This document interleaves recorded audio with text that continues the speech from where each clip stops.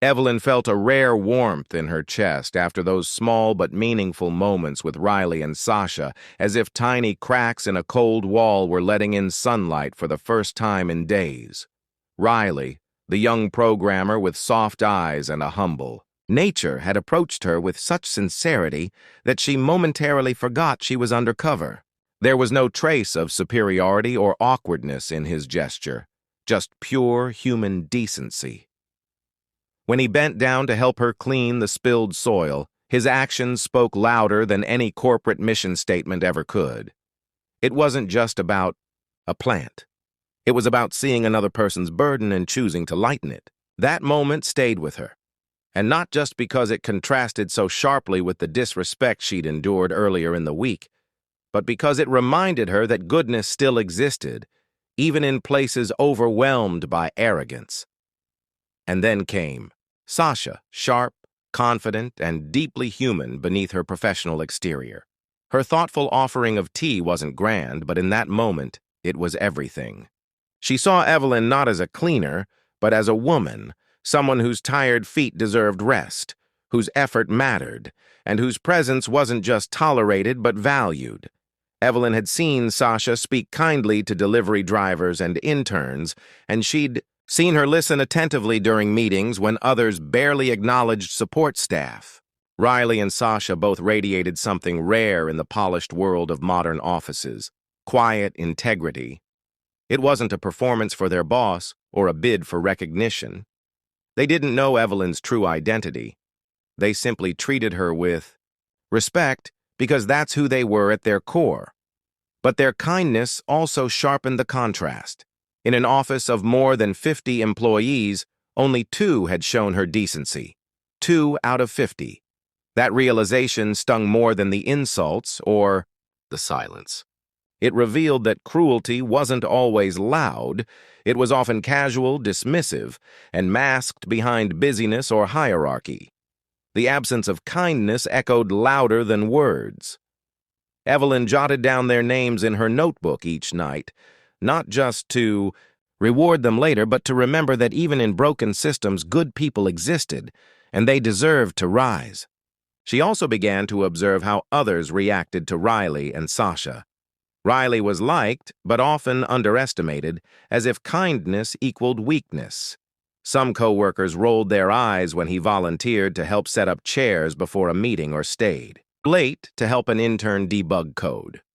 Sasha, despite being well-respected, was occasionally dismissed in meetings by louder, more aggressive voices, yet she never responded with bitterness. Instead, she led by example, proving that leadership wasn't about volume, it was about values. Evelyn found herself admiring them both, not just as individuals, but as potential anchors for a new kind of company culture, one her son had always envisioned but clearly needed help reinforcing. And in those quiet moments, sipping the tea Sasha gave her while Riley cracked a joke to make her laugh, Evelyn knew she wasn't just identifying flaws in the company, she was also discovering its hope. These 2 employees reminded her of the values she had raised Marcus with: humility, empathy, and strength through compassion. They reminded her that change didn't have to start with a sweeping policy. It could begin with one person holding open a door, offering a hand, or simply acknowledging that every human being deserves to be seen. So, as her final day undercover approached, Evelyn didn't just carry a mop. She carried a clear sense of who should help shape the future of this company and who had no place in it. The reckoning was coming, but not just to punish the cruel. It was also coming to reward the kind. On her very first day in disguise, Miss Evelyn entered the office quietly at 6 a.m., long before the hustle and bustle began. She moved through the silent halls, mop in hand, feeling nervous but determined. She had no expectations, only a desire to observe. However, by noon, her heart had already started to ache. Most employees walked past her as if she didn't exist, eyes glued to their phones, earbuds in, avoiding eye contact. A few looked her way, but only with judgment, annoyance, or indifference. When she tried to make conversation with a young, Woman in the break room. The woman looked up, frowned, and said curtly, "This table's reserved." Evelyn backed off without a word, stunned. During her lunch break, she ate alone in the janitor's closet, replaying the morning in her mind. By Wednesday, things had gotten worse. One man dropped his half-eaten burrito on the floor and, instead of picking it up, he called Evelyn over and said, "That's your job, right?" without so much as a thank you after she cleaned up his mess. Another woman, frustrated that her trash hadn't been emptied yet, muttered under her breath, "Useless staff." Evelyn heard it, and it stung more than she expected. What pained her the most wasn't just the disrespect. It was the lack of humanity. These people worked in a company her son built on the principles of equality, innovation, and dignity, yet their behavior toward someone they thought had no power showed who they really were. But not everyone was heartless. On Thursday, while cleaning near the kitchen, she met Riley, a junior developer, who smiled warmly and actually asked her how her day was going. She hesitated, then replied, "Long, but I'm hanging in there." He nodded and said, "Well, thank you for keeping this place clean. We'd be lost without people like you." Later that day, Evelyn spilled her cleaning cart by accident, and while everyone else stepped over the mess or walked away, Sasha from HR rushed over and helped her pick everything up, even offering her water. These tiny acts of kindness were like light in a very dark tunnel. Evelyn noted their names and gestures, realizing that character wasn't about position, it was about choices. On Friday, she returned to the office, not in her cleaner's outfit, but in a sharp suit beside her son. The staff was gathered for what they thought was a routine meeting. When Marcus introduced Evelyn, revealing her true identity, the room fell into stunned silence. Jaws dropped, murmurs filled the air. And then Marcus dropped the real bombshell. Evelyn had been observing them all week, and what she witnessed was unacceptable. He spoke calmly but firmly, calling out specific incidents without naming names, and announced that some employees would be let go immediately. Others would be placed on warning, while mandatory conduct and empathy training would begin for the entire team. He then publicly praised Riley and Sasha for their decency and promoted them both. Riley to a team leader role and Sasha to the new director of culture and inclusion. Evelyn then took the floor, looking at every employee in the eye and said, "You never know who's watching, but even when no one is, your actions define you. I wasn't looking for perfection, just kindness, and many of you failed that test." The atmosphere was thick with guilt, shock, and some shame, but also with awakening. Over the next few weeks, the office transformed. Posters reminding staff to respect everyone regardless of title were placed throughout the building.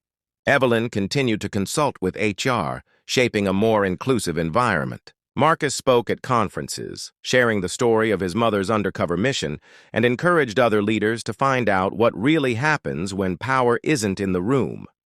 The story went viral, not because of the firings, but because of the reminder that true respect is shown when people believe no one important is watching. Evelyn returned home knowing her week of heartbreak had sparked real change. And Marcus? He didn't just run a successful company anymore.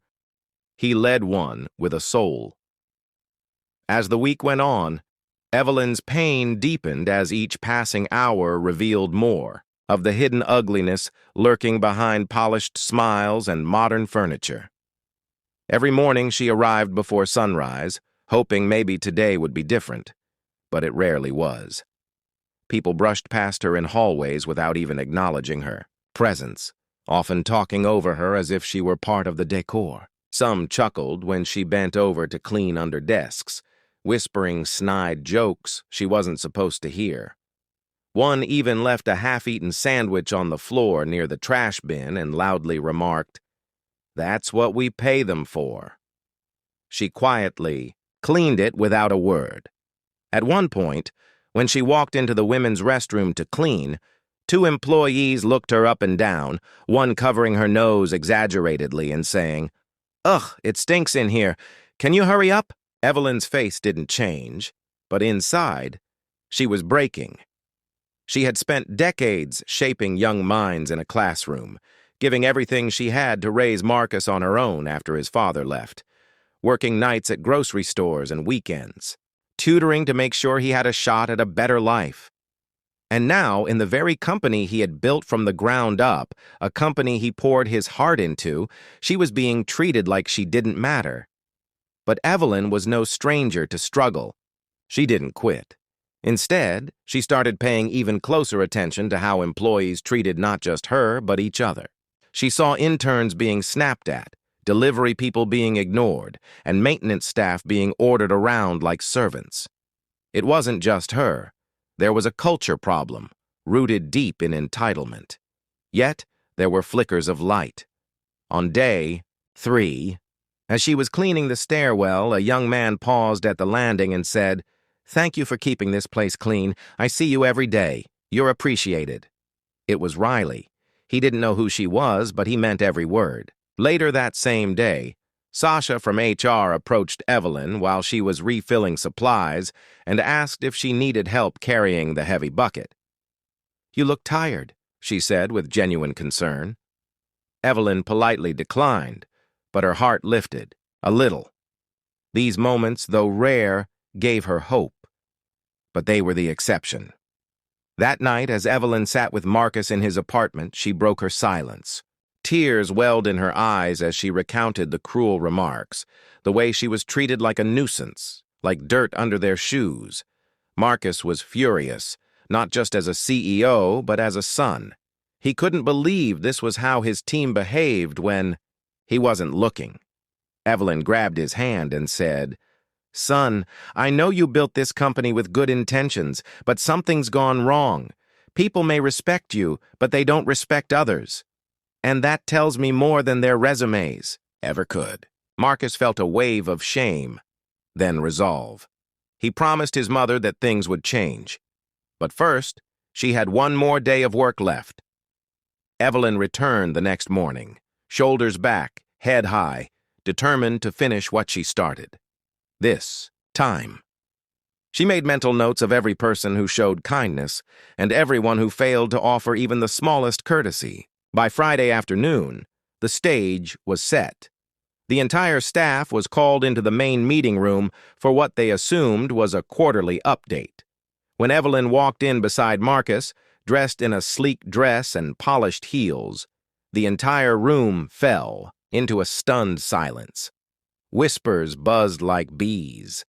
No one could believe the janitor was standing beside the CEO. Evelyn scanned the room, locking eyes with the same people who had looked through her just days ago. The truth had arrived, and it demanded accountability. What came next would change the company forever.